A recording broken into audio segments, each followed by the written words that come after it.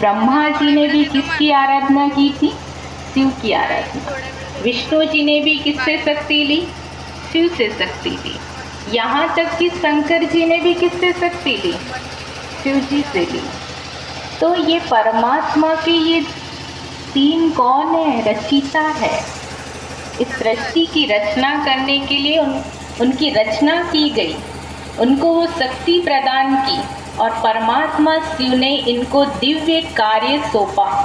कौन सा दिव्य कार्य सौंपा?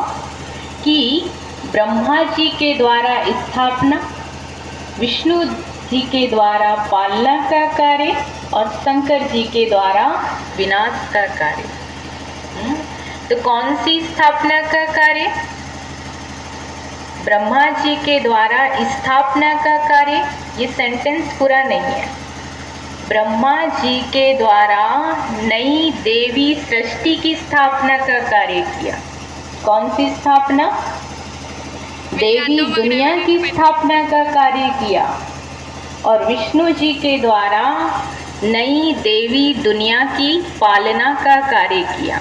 और शंकर जी के द्वारा विनाश, कोई सृष्टि का विनाश नहीं। इसको आगे हम गहराई से समझेंगे। शंकर जी के द्वारा आसुरी सृष्टि का विनाश। किसका विनाश? आसुरी सृष्टि का विनाश। हमने शास्त्रों में सुना कि शंकर जी का तीसरा नेत्र खुला और विनाश हो गया। शंकर जी ने तांडव किया और धरती हिलने लग गई, ऐसी सुना है ना। लेकिन शंकर जी ने ये सब नहीं किया। आगे और गहराई से सुनते हैं। तो क्या विनाश हुआ? आसुरी सृष्टि का विनाश परमात्मा ने दायित्व दिया। किसको?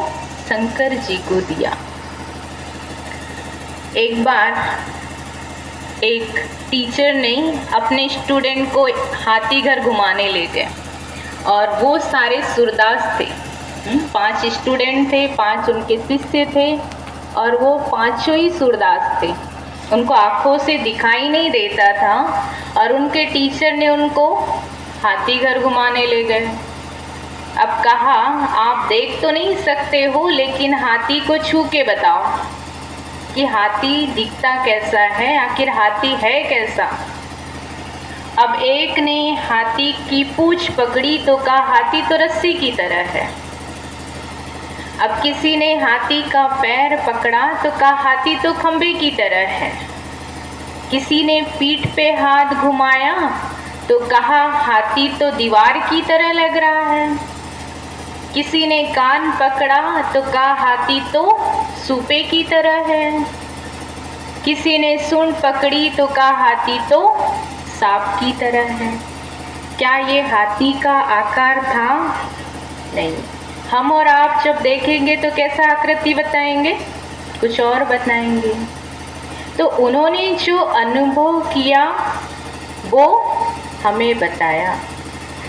तो इस संसार में भी जितनी भी धर्म आत्माएं हैं, महान आत्माएं हैं, संत आत्माएं हैं, उन्होंने भी परमात्मा के बारे में जो अनुभव किया है उतना हमें बताया है। जैसे मान लो आपको अगर मेरे बारे में जानना है ना, तो आप, अगर मैं सामने नहीं मिली तो आप मेरे परिवार वालों से पूछोगे, मेरे माता पिता से पूछोगे, हमारे घर के अनेक सदस्य से पूछोगे कि बहन जी कैसी हैं। मेरे बारे में वो सारा परिचय देंगे, लेकिन क्या संपूर्ण परिचय दे सकते हैं? क्या दे सकते?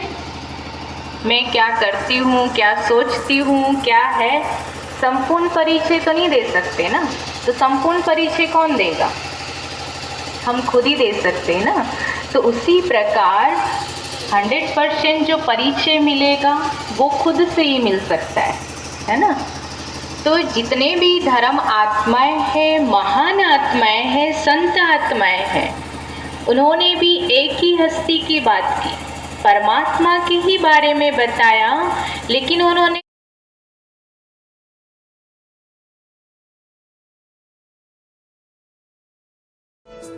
अमर है बाबा तेरा मेरा प्यार, युग युग में ना छूटे बाबा बस तेरा सा।